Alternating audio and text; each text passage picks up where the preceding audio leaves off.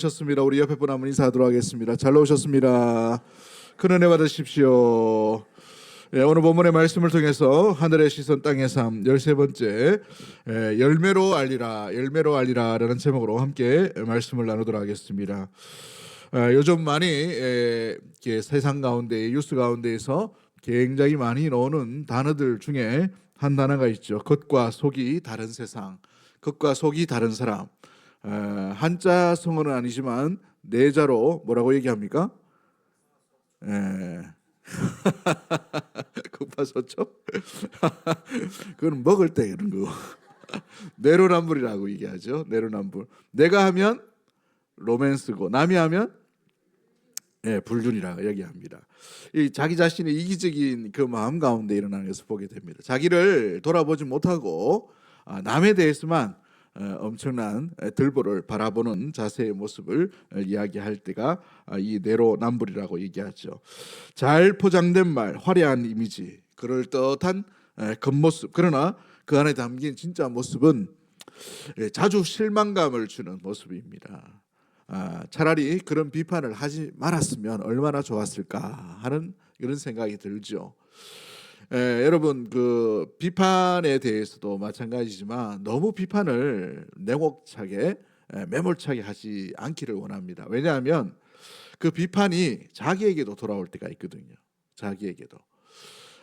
예전에 보면 차를 타고 가다가 보통은 안전 이 속도를 유지하고 쭉 갑니다만은 제 앞으로 갑자기 차가 확 끼어들더라고요. 확 끼어들어가지고 그러니까 얼마나 이 열불이 나겠어요. 솔직히 그죠?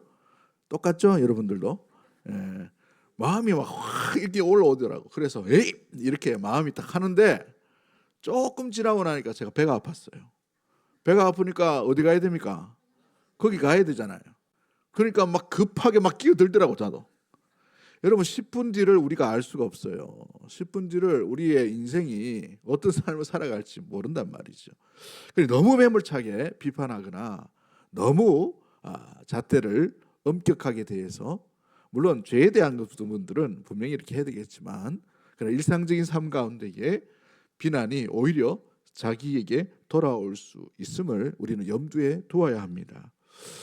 비록 겉은 정갈하고 완벽했지만 속이 전혀 다른 인생으로 살아갈 때가 있단 말이죠. 그런데 이게 우리 신앙생활 가운데에서도 이와 같은 일들이 종종 일어나는 것을 보게 됩니다. 우리가 뭔가 주님 앞에 열심을 하고 또 은혜를 받고 뭔가를 이루어 나가는 것처럼 보이는데 또 한편으로는 고난이나 아픔이 올 때에는 주저앉기 너무나도 쉽더라는 말이죠. 우리 안에 사랑이라는 게 빼앗겨 버렸어요. 우리 안에 이 인내라는 것을 잃어버릴 때가 있습니다. 우리 안에 충성이라는 것도 잃어버릴 때가 있어요. 예전에는 그런가 이 오래 참음 가운데에 마음을 이 양선을 자비를 잘 간직했는 것처럼 보이지만 어느샌가 그것이 다 사라져 버린 그런 모습들도 나타나고 있는 것을 보게 되지요. 오늘 본문에서 예수님은 이 제자들을 향해서 거짓 선지자를 삼가하라라고 말합니다. 거짓 선지자의 모습이 뭐라고 이렇게 말합니까? 양의 옷을 입고 있지만 실상은 속에는 노략질하는 일이다라고 되어 있어요. 자기 자신의 안위, 자기 자신의 욕망, 자기 자신의 것만 채우려고 하는 인생들이 있단 말이죠. 요즘 많은 이단들이나 사이비 교수들을 보십시오. 성도들 생각하지 않아요. 자기들을 따르는 무리들 생각하지 않아요. 오직 누구만 생각합니까? 지만 생각합니다. 지만. 그러니까 화려한 궁궐에 살고 화려한 것을 다 가지고 있죠. 그렇죠? 어느 사이비 교주가 이렇게 얘기하더라고. 저 사람들이 무슨 마음으로 나한테 오는지 모르겠다는 거예요. 자기한테 와가지고 물건도 바치고 집도 바치고 모든 걸 바치는데 무슨 마음으로 하는지 모르겠다는 거예요.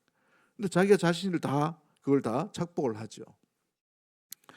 그렇기 때문에 비단 사이비 교주나 이와 같은 잘못된 가르침 가운데 있는 사람뿐만 아니라 오늘 본문에 말씀하고 있는 것은 오늘 우리 내면 가운데 우리 스스로를 한번 진단해 봤으면 좋겠다라는 생각이 듭니다. 잣대를 다른 사람 이전에 우리 자신에게 먼저 한번 들여다볼 수 있는 은혜의 시간이 되었으면 좋겠습니다. 우리는 겉모습으로 사람을 판단하기 쉽지만 우리 주님은 열매를 보신다라고 말씀하고 있지요.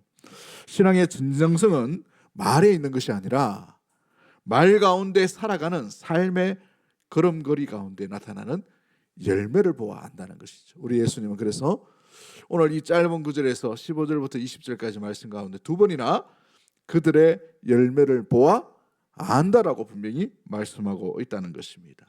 그래서 오늘 본문 가운데 세 가지 정도를 함께 묵상하고 나눠보기를 원합니다. 첫 번째가 무엇이 열매인가? 이 열매에 대한 상징적인 이해가 뭔지를 한번 살펴봤으면 좋겠고, 두 번째가 어떻게 하면 이렇게 좋은 열매를 맺을 것인가?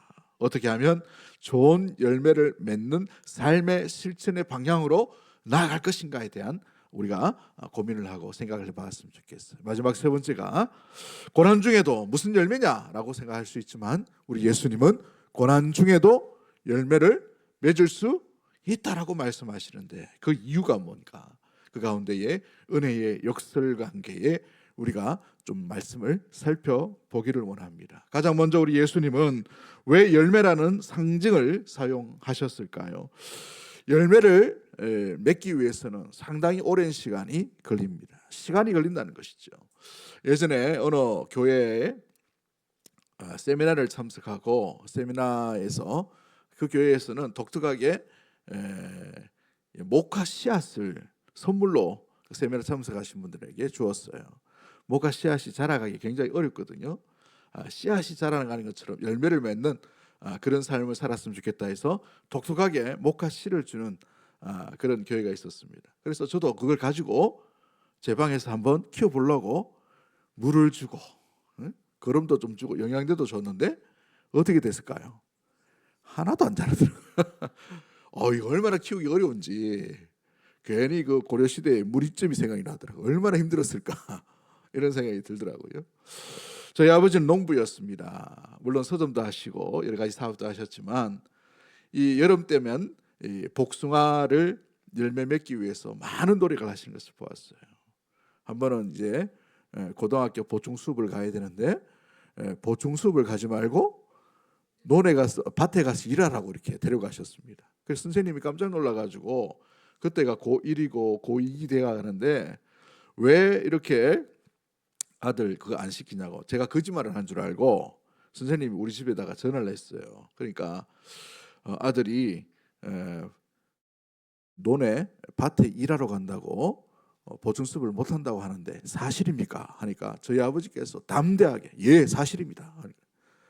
고등학교 보충 수업을 빼시더라고. 왜냐하면 그 시기가 있거든요. 농약을 줘야 될 시기, 뭔가 가지치기를 해야 될 시기, 손이 많이 필요한데 그 시기에 아들 좀 가서 같이 좀 일하자고 그렇게 데리고 가셨습니다. 그러나 열매를 맺는다는 것은 쉬운 일이 아니에요. 한참 걸리는 것이죠. 겨울이 지나고 봄에 꽃이 피고 나면 금방 필 것처럼 보이지만 시간이 계속해서 폭풍우도 또 비바람도 여러 가지 가뭄도 겪고 난 뒤에 그 다음에 열매를 맺어가는 것을 보게 됩니다. 그렇습니다. 씨를 심고 뿌리를 내리고 줄기를 키우고 햇빛과 비를 맞으며 자라야 비로소 열매를 맺을 수가 있다는 것이죠. 우리의 신앙도 마찬가지입니다. 기도 몇 번 했다고 기도의 대가가 되는 것이 아니에요. 성경 몇 번 읽었다고 성경의 대가가 될 수는 없습니다. 신학서적 몇 권 읽었다고 우리가 신학을 통달할 수는 없어요. 철학책 몇 권 읽었다고 철학에 대해서 더 깊은 연구가 필요한데 공부하면 공부할수록 더욱더 무지한 더 넓은 세계가 있는 것이 신학이더라고요. 그래서 신학은 공부하면 공부할수록 더 깊은 세계가 있음을 보게 됩니다. 그래서 감히 안다라고 말할 수 없을 정도의 깊이가 있음을 보게 되지요. 우리가 사랑 몇 번 했다고 봉사 몇 번 했다고 그 봉사와 사랑으로 인하여서 우리가 날마다 성숙한 삶을 살아갈 수 있느냐? 그렇지 않다라는 사실입니다. 하지만 말씀 가운데에 하루하루를 꾸준히 나의 자아를 꺾고 자기 십자가를 짊어지고 믿음 가운데 말씀 가운데 꾸준히 살아갈 때에 한 걸음 한 걸음 주를 닮은 모습이 나타나고 한 발자국 한 발자국 주님이 기대하시는 열매를 맺게 되는 줄 믿습니다. 그러기에 오늘 16절 말씀 가운데도 마찬가지처럼 이 열매를 맺는 것은 쉬운 일이 아니에요. 가시나무에서 포도를 엉겅퀴에서 무화과를 따겠느냐라고 말씀하시죠. 나무가 다르면 그 열매를 같은 열매를 맺을 수가 없다라는 사실입니다. 이 나무가 무엇을 말해줍니까? 이 나무는 삶의 신앙의 정체성을 우리에게 드러내주는 이 비유이죠. 겉모습이 아무리 거룩해 보여도 사람의 삶에서 맺는 열매가 그 사람의 정체성, 그 사람의 현실, 그 사람의 중심을 보여주고 있다는 것입니다. 그래서 예수님은 그들을 향해 열매로 알리라라고 말씀하고 있다는 것이죠. 사과나무가 사과를 맺는 이유는 단순히 그렇게 생겼기 때문에 맺는 게 아니에요. 이 사과나무가 뿌리를 깊이 내리고 건강하고 속이 튼튼해지고 영양분을 빨아들일 때에 속이 충실할 때 비로소 아름다운 사과의 열매를 맺을 수가 있는 것입니다. 우리 신앙도 마찬가지입니다. 겉은 멀쩡하고 양복 입고 다니고 좋은 옷 입고 다니면 신앙이 좋은 것처럼 보이니 그렇지 않아요. 넥타이 좋은 거 매고 깨끗하게 입고 다니면 목사가 설교 잘하는 거 믿음이 좋은 목사인 것처럼 아니에요. 겉은 멀쩡한데 속이 병들 수가 있단 말이죠. 누구나 마찬가지입니다. 결국은 썩은 나무 열매에는 열매를 맺을 수가 없다는 것을 말씀해 주고 있습니다. 우리의 신앙도 마찬가지입니다. 겉은 아무리 신실해 보여도 우리의 내면 가운데 교만이 있거나 욕심이 있거나 욕망이 있거나 자기의 정죄함과 자기의 이기심의 마음으로 출발한 그 신앙이라면 좋은 열매를 맺을 수가 없어요.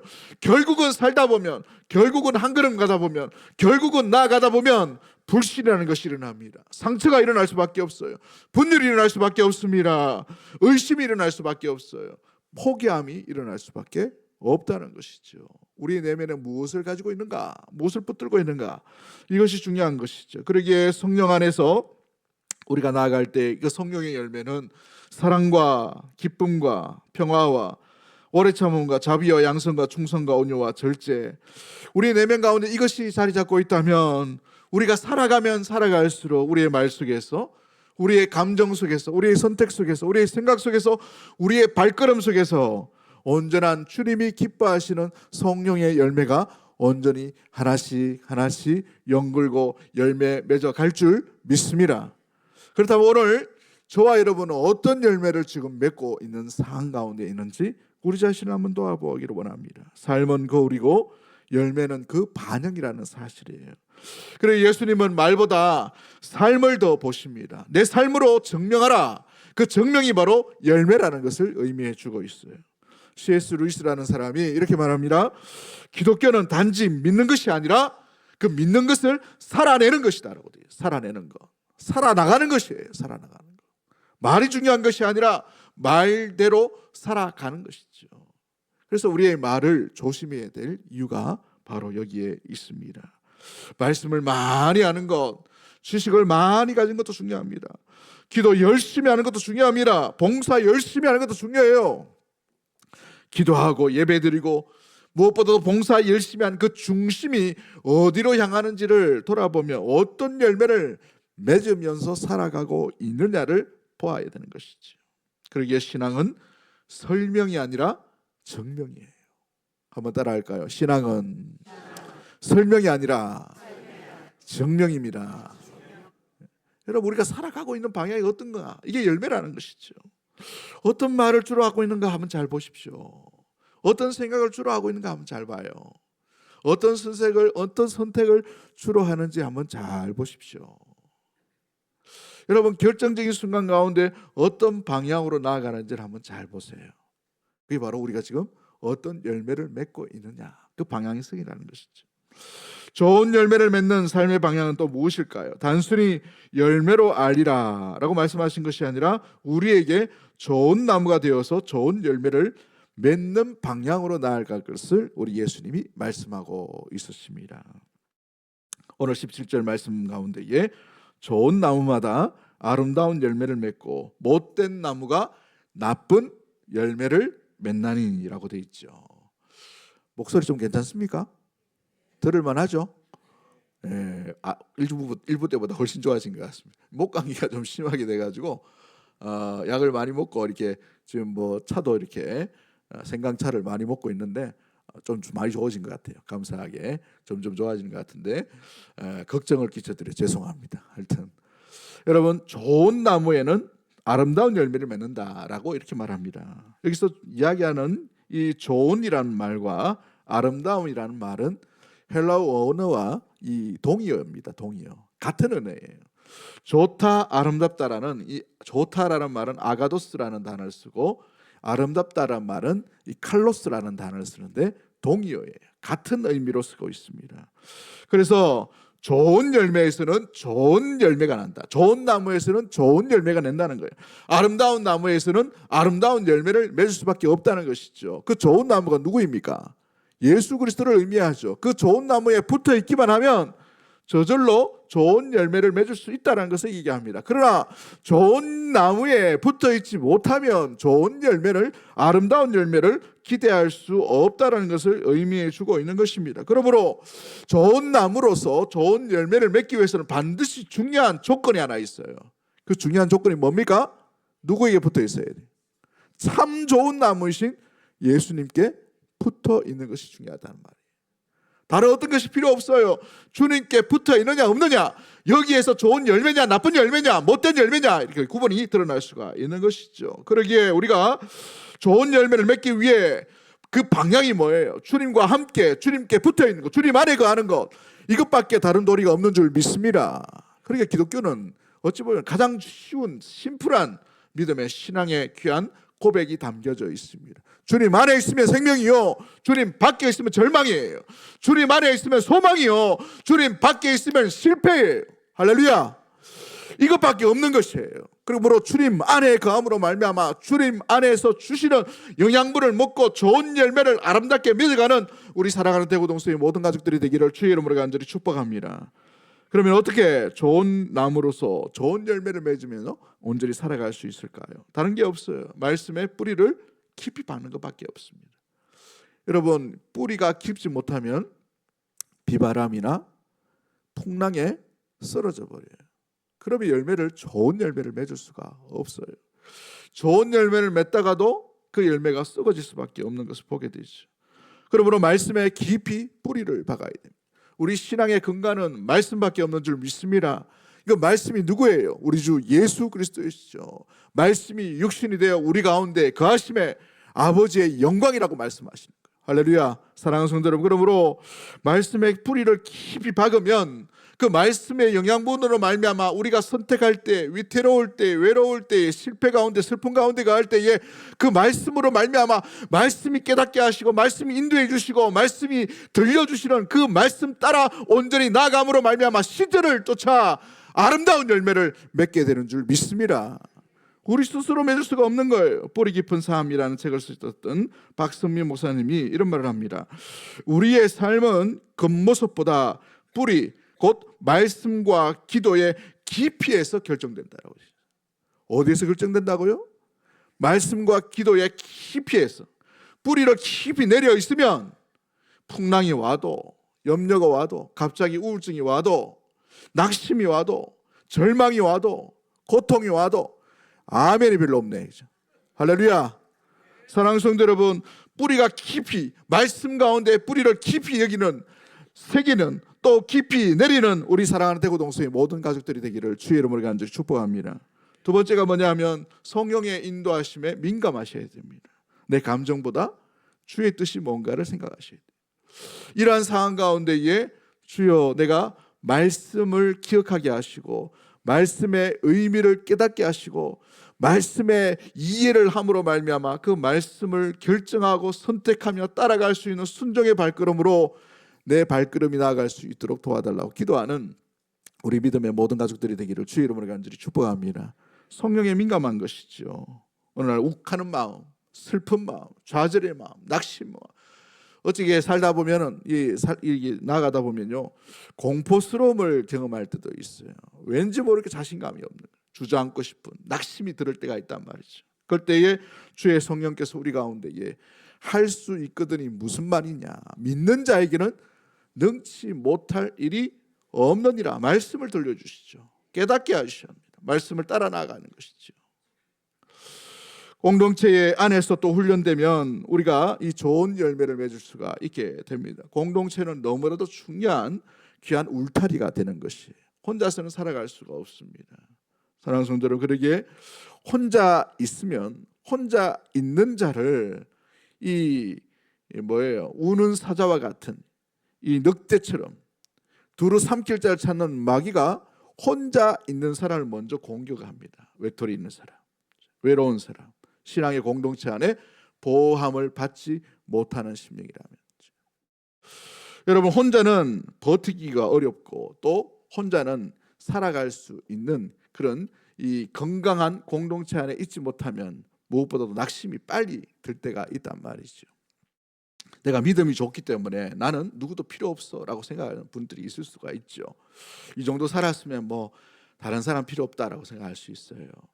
여러분, 한 소녀가 전쟁통에 다른 나라로 끌려가서 한 가정의 노예로 살게 되었어요. 노예로 살게 됐는데 그 노예로 살다가 섬기는 주인이 누구냐면 나만이라는 사람이에요. 나만. 누구죠? 시리아의 용맹한 장군 집이었습니다. 그런데 뭐가 걸렸습니까? 그 나만 왕이, 장군이 오늘날 말하면 악성 피부염인데 옛날로 말하면 문둥병에 걸렸어요. 치료제가 없어요. 그런데 이 소녀가 뭘 들려줍니까? 나약한 소녀예요. 귀 기울이지 않는 소녀고 업신여길 수 있는 노예입니다. 이 소녀가 뭐라고 얘기하죠? 거기 가면 나을 수 있다는 거예요. 선지자가 있으면 나을 수 있다. 공동체는 바로 이와 같은 것입니다. 우리가 힘이 세고 우리가 뭔가 믿음이 좋고 우리가 뭔가 잘 할 수 있는 것처럼 보이지만 어찌 보면 나약한 그 소녀의 입술에 나오는 말 한마디에 우리가 위로를 얻고 힘을 얻고 소망을 얻고 무엇보다도 사랑의 귀한 돌봄을 얻을 수가 있다는 것이죠. 그러게 교회가 무기력하게 보이고 어찌 보면 뭐 고목나무처럼 보인다 하더라도 여러분, 교회를 무시하지 마셔요. 이 있는 이 자체가 주님 안에 참된 복인 줄 믿습니다. 그러기에 이 울타리 안에 계셔야 돼요.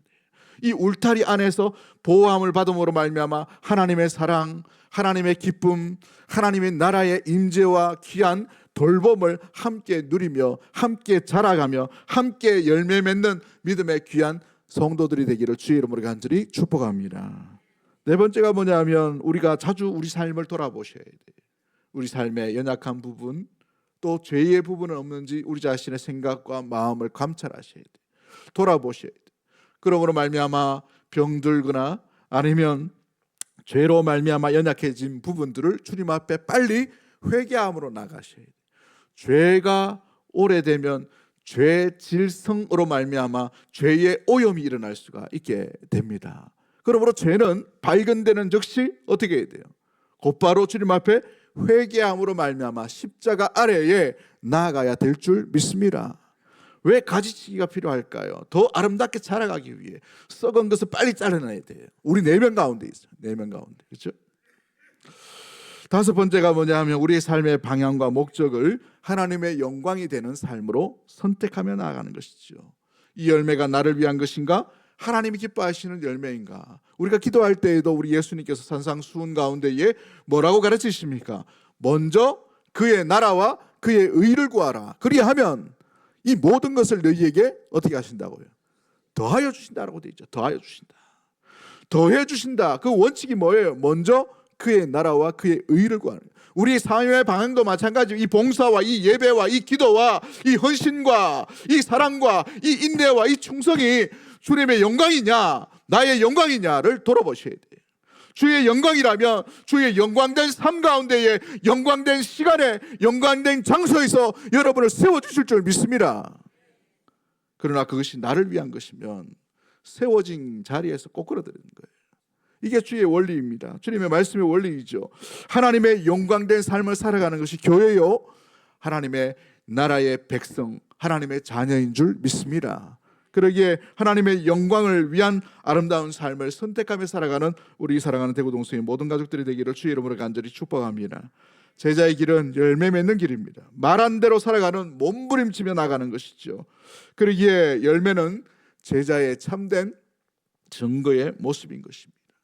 우리 말보다 삶으로 주님 앞에 부르심에 합당한 모습으로 온전히 나아갈 수 있게 되기를 주의 이름으로 간절히 축복합니다. 그러기에 우리는 주일 예배 드리는 만큼 주일날 아름다운 이 얼굴로 성도들을 섬기는 모습처럼 내일의 이 월요일의 직장과 이웃 가운데, 가정 가운데 어떻게 살아야 할지가 너무나도 중요하죠. 하나님을 경험하는 삶이라는 책을 썼던 헨리 블랙컵이라는 사람은 그 책에서 이렇게 말합니다. 하나님은 당신이 일하는 그곳으로 우리를 초대하신다고 되어 있어요. 우리가 일하고 우리가 섬기고 우리가 나아가는 모든 그 시간 가운데 우리를 초대하셔요. 초대하셔서 주의 귀한 좋은 열매, 아름다운 열매를 맺기를 원하신다는 사실입니다.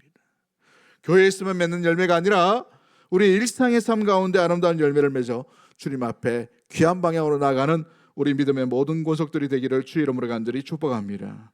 그러기에 어떤 사람은 이런 말을 할 때가 있어요. 내가 지금 받는 고난과 아픔과 상황들, 현상들이 이런데 무슨 열매를 기대하며 살아갈 수 있을까요? 허덕이며 살아가는데, 사는 게 힘든데 무슨 어떤 열매를 맺을 수 있겠냐라고 말할 수 있어요. 그럼에도 불구하고 예수님은 말씀을 통해서 끊임없이 고난 가운데 멈춰 있는 인생을 이야기하신 것이 아니라 고난을 통과하는 인생이 바로 주의 부르심을 받은 성도의 온전한 모습인 줄 믿습니다. 고난 앞에 주저앉아라 말씀하시지 않으시고 고난을 통과하라고 말씀하셔요. 통과할 때 이길 힘을 주시고 지혜를 주시고 인도할 방향을 주시고 무엇보다도 깨달을 수 있는 마음과 능력도 허락해 주시는 줄 믿습니다. 광야의 길은 이스라엘 백성들이 걸어갔지만 나아가야 될 살 길은 주님이 인도해 주신 줄 믿습니다.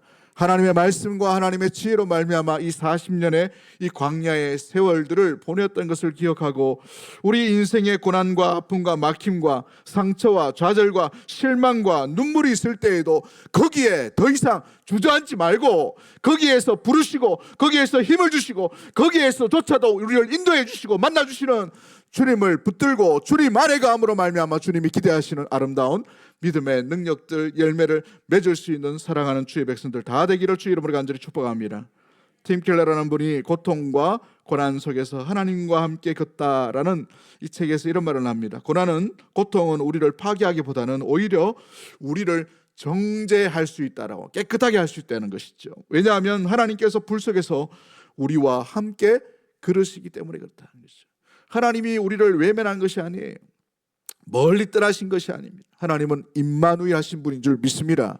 그러기에 이 땅 가운데 우리 주 예수 그리스도를 보내주신 것이죠. 우리와 함께 하시기 위해 오신 분이 바로 우리 주 예수 그리스도인 줄 믿습니다. 그러므로 우리의 고통 중에도, 우리의 절망 중에도, 우리의 한숨 속에도, 우리의 의심 속에서도, 우리의 불안 속에서도, 우리의 우울함 속에서도 주님은 여전히 살아계시고 거기 계시고 말씀하시는 분이 우리 주 예수 그리스도임을 잊지 않는 우리 사랑하는 모든 가족들 되기를 주의 이름으로 간절히 축복합니다. 그러기에 고통은 우리를 무너뜨릴 수도 있어요. 좌절시킬 수도 있습니다. 낭망시킬 수도 있어요. 그러나 하나님은 그것을 통해 우리를 새롭게 아름답게 빚어 가실 줄 믿습니다. 놀랍도록 주님이 원하시는 아름다운 분량으로 만들어 가신다는 것이죠. 그러기에 고난은 끝이 아니라 열매 맺는 새로운 시작임을 기억하고 주 예수 안에 거할 수 있는 우리 믿음의 모든 가족들이 되기를 주의 이름으로 간절히 축복합니다. 요즘 얼마나 힘드셔요. 사회 뉴스만 보면 참 뉴스를 보고 싶지 않아서 막 돌리고 싶은 그런 마음이 들죠. 정치는 정치대로, 경제는 경제대로, 사회는 사회대로, 젊은이들이 일자리 없어가지고 속임당해가지고 외국 가서 끌려가서 죽임당하고 이와 같은 참극이 지금 이 시대에 일어나고 있는 안타까운 현실 가운데 있어요. 위로 봐도 아래를 봐도 사회를 봐도 누구를 봐도 소망이 없다, 불안하다, 걱정과 염려가 있는 이런 시대 가운데 우리가 살고 있어요. 그러나 어떤 시대이든지 여러분, 세상은 환경은 변하고 가치는 바뀐다 하더라도 영원히 변치 않으신 놀라운 은혜와 사랑은 우리 주 하나님 앞에 온전히 있는 줄 믿습니다. 그분만을 의지하고 신뢰할 때에 비로소 세상이 줄 수 없는 평안과 세상에서 얻을 수 없는 기쁨을 온전히 누리게 될 줄 믿습니다. 주 안에 거하는 믿음의 귀한 삶을 살아갈 수 있게 되기를 주의 이름으로 간절히 축복합니다. 요한복음 15장 2절에는 왜 우리에게 고난을 주시는가? 열매를 맺는 가지는 더 열매를 맺게 하려고 또 아버지께서 그것을 깨끗하게 했다라고 되어 있어요. 열매 맺는 가지는 더 열매를 맺게 하려고 어떻게 한다고요?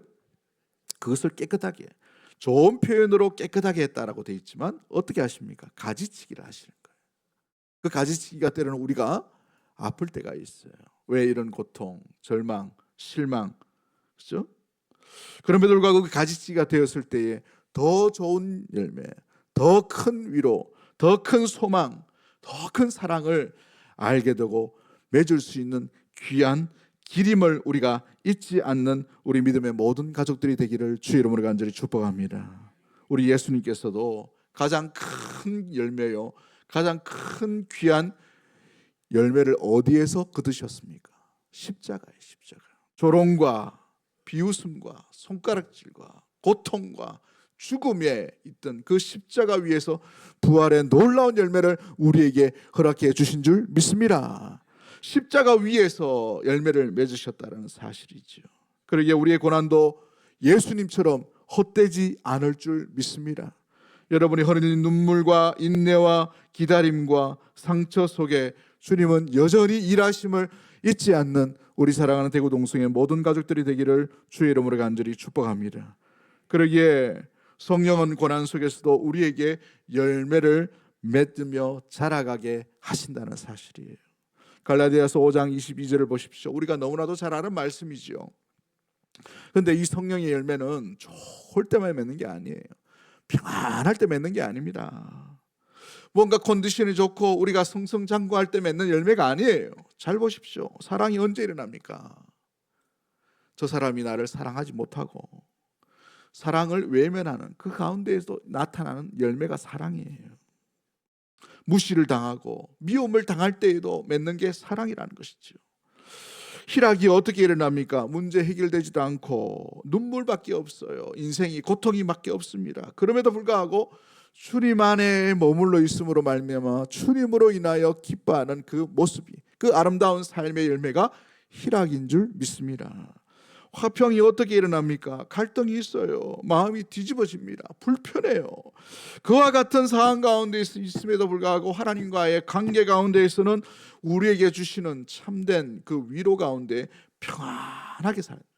풍랑이 있어요. 그 풍랑 가운데서도 이 풍랑 인연하여서 더 빨리 가면 그 하나님의 은혜를 붙들므로 말미암아 평강 가운데 가는, 이게 평강의 열매인 것이죠.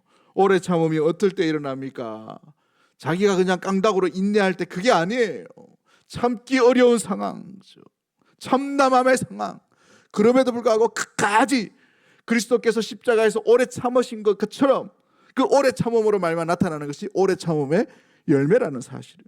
자비가 어떨 때 일어납니까? 나에게 상처 준 사람 앞에서도 내가 오를 때조차 부끄럽게 대하는 그 태도 가운데서도 온전히 부드러움 가운데에 온전히 그 사람에게 한결같이 대하는 태도, 그것이 바로 자비라는 것이죠. 양선이 어떻게 일어납니까? 의도하지 않고 보상이 없어도 그저 선한 마음으로 온전히 한결같이 나가는 그 마음, 이것이 바로 양선의 태도의 열매인 것입니다. 충성이 어떨 때 일어납니까?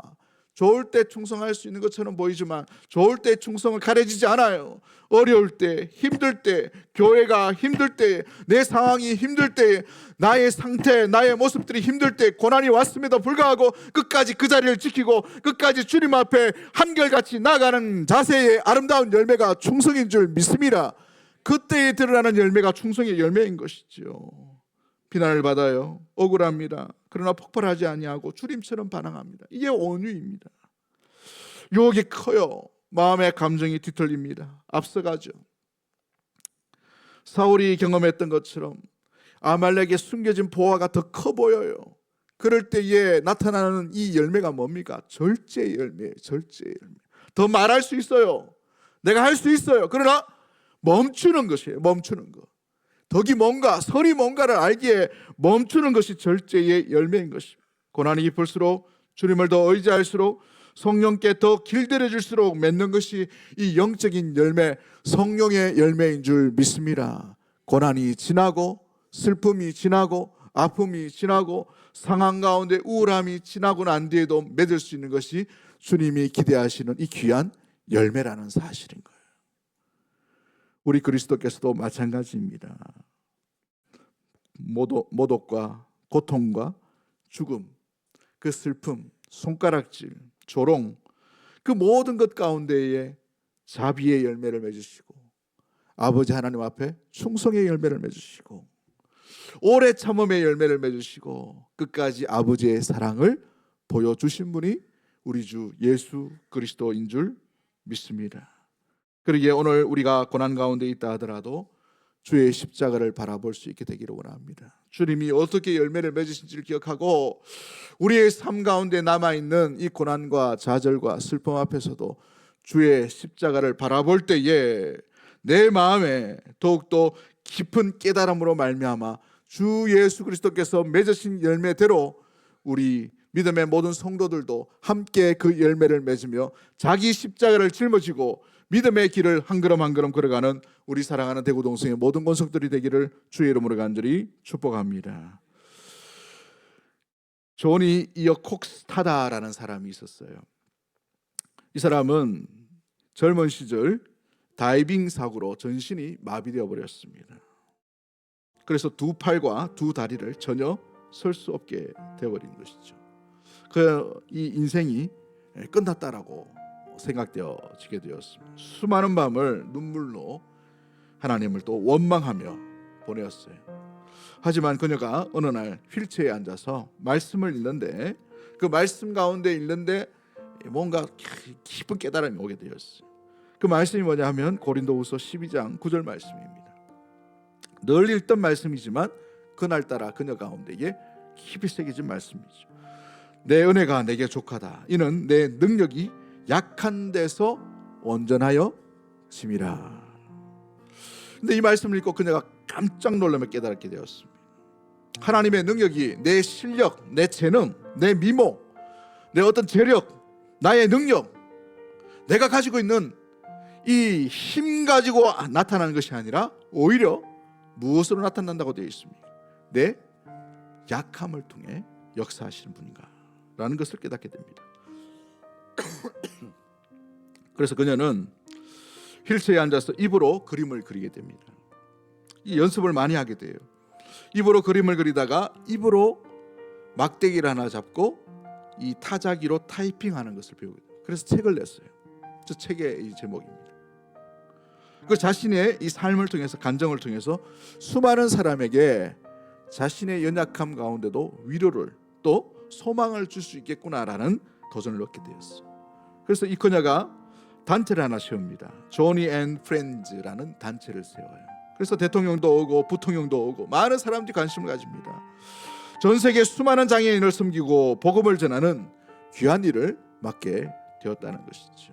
장애인에게 맞는 휠체어를 제작해주고 수많은 기부의 사역들을 그녀가 몸소 이렇게 실천하게 되었다는 것입니다. 그녀는 이렇게 말합니다. 열매는 편안한 인생에서 열매 맺는 것이 아니라 하나님께 붙들린 인생에서 열매를 맺는다는 것이죠. 우리는 고난을 봅니다.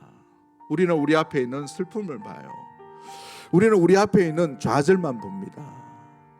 낭망, 절망, 우울함, 실패, 그 순간들을 기억한단 말이죠. 그러나 그걸 바라보실 때에는 우리 가운데에 좋은 열매를 맺을 수가 없어요. 우리가 누구에게 붙어 있어야 되는가? 어떤 상황, 좋을 때든지 고난이 있을 때든지 주 예수 안에 있을 때에 비로소 우리는 좋은 나무에서 좋은 열매로 아름다운 열매를 맺을 수 있게 될 줄 믿습니다. 오늘 누구 안에 있으십니까?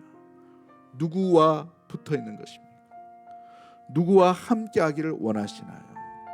우리의 이 일상의 삶 가운데 사랑하는 성도 여러분, 주님 안에 있어서 고난도 뚫어버리고 아픔과 절망 가운데 우울함 가운데 새로운 빛을 여시는 참된 복음에 합당한 삶이 드러나는 아름다운 열매 맺음이 저와 여러분의 인생 가운데 삶 가운데 이 월요일부터 계속해서 이어져 나가게 되기를 주의 이름으로 간절히 축복합니다. 우리 시간에 기도하기를 원합니다. 기도하실 때에 주님, 제가 지금 어떤 열매를 맺고 있는지 돌아보게 하옵소서. 겉모습이 아닌 내 삶의 실제가 어떤 모습을 드러나고 있는지 보여주옵소서. 말씀과 성령 안에 깊이 뿌리내는 신앙삶을 살아갈 수 있도록 도와주시고 주님이 열매 맺으신 그 십자가 외면하지 아니하고 자기 십자가를 지고 나를 따라오라 하신 그 주님을 따라 아버지 하나님 온전히 살아갈 수 있는 우리의 삶이 될 수 있도록 주님 인도해 달라고, 우리 앞에 놓여진 고난 가운데 주저앉는 것이 아니라 고난 속에서도 주님 안에 붙어있는 인생으로 살아갈 수 있도록 나의 삶을 붙들어 달라고, 지켜주시옵소서. 보호해 달라고, 주님과 함께 동행할 수 있는 은혜의 삶으로 주님이 기대하시는 좋은 열매와 아름다운 열매를 맺는 믿음의 성도와 가정과 교회가 될 수 있도록 주님 도와달라고, 우리 이 시간에 주신 말씀 생각하며 주여 한번 외치고 우리 1, 2분 정도 합심해서 한번 기도하도록 하겠습니다. 주여.